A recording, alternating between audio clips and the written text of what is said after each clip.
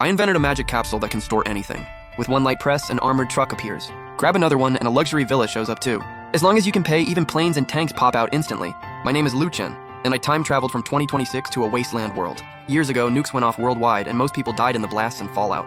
A few survived, but radiation turned animals into mutant beasts. Luckily, this is 300 years after the apocalypse, so humans can walk on the surface again. As for mutant beasts, I have not run into any yet.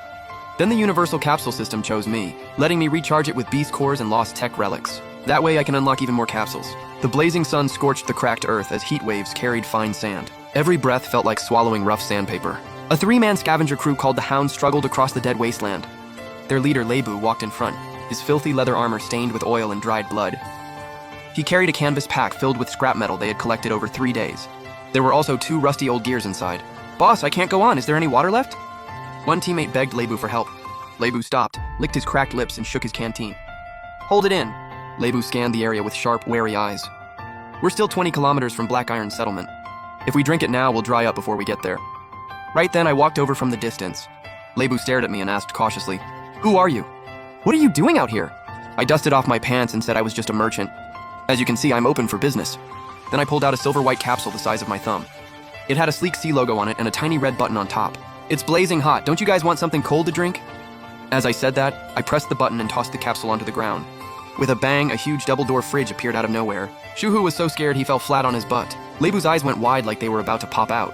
In 30 years, he had seen mutant beasts breathe fire. He had seen Psychic's control stone, but never anything this insane. I liked their reaction, so I walked up and opened the fridge. White cold mist poured out, smelling like heaven in this burning wasteland. Leibu clearly saw the inside packed with colorful canned drinks. There was even a fresh-cut fruit platter. All 3 swallowed at once, and the sound was embarrassingly loud. I picked up a red can, hooked the tab, and cracked it open. Ice-cold soda, 1 tier 1 core, or 100 kilos of scrap metal.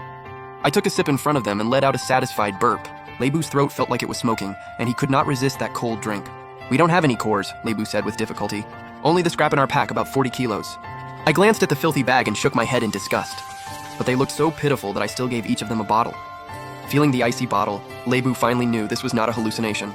His hands trembled as he chugged it, the cold carbonation rushing straight into his stomach. That refreshing rush almost made him moan like his soul had just ascended. "Oh my god." Leibu was nearly in tears.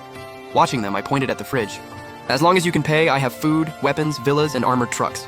Then I pulled out a handful of colorful capsules and rolled them in my palm. Leibu stared at them and finally realized I could rewrite the rules of this wasteland. He licked the empty can completely clean, his eyes burning with obsession. "Can those little capsules really hold anything?" I smiled, pressed a hidden button, and the fridge turned into white smoke and became a capsule again. Then it flew back into my hand. Of course, a businessman has to keep his word. Leibu held the empty soda can like it was a holy grail. A clean aluminum can like this could trade for a pack of moldy tobacco. "Boss, no sir." Leibu's tone grew respectful, while I used a capsule to make a folding chair. Shuhu and the big guy came closer, fear fading as greed took over. "Boss, did you say you can make vehicles too?" I smiled and flipped my wrist, revealing a flat capsule in my palm. With one tap, blue light flashed and a 3D hologram appeared. The display listed all kinds of product models and prices. Class B, all-terrain dirt bike, price, 5 tier 1 cores. Class E, single soldier exoskeleton, price, 8 tier 1 cores. Class F, self-heating braised pork meal, 10 kilos of scrap or 0.1 grams of core. Class F, strong anti-radiation serum, price, 2 tier 1 cores.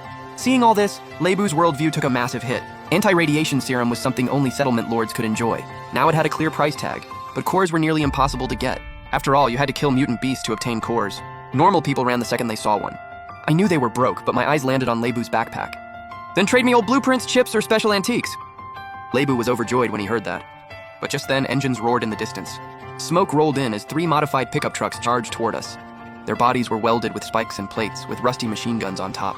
A gang of paint-faced thugs waved machetes and screamed as they closed in. Leibu went pale. "Damn it, it's the Vulture Gang!" The raiders slammed the brakes and spread out in a fan formation.